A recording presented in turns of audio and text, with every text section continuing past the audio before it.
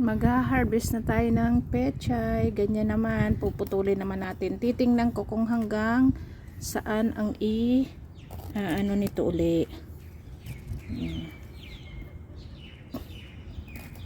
Tataba niyan.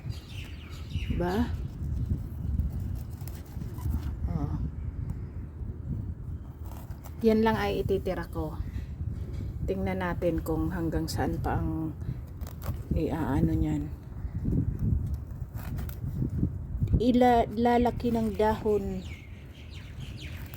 Yan lang itira ko dito. Yan.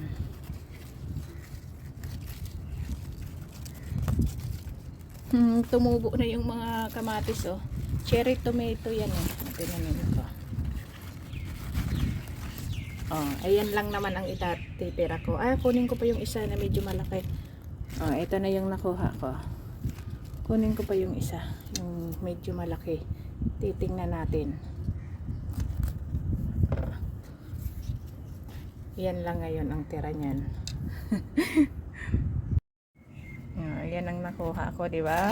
Magsisigang ako ng hita ng manok.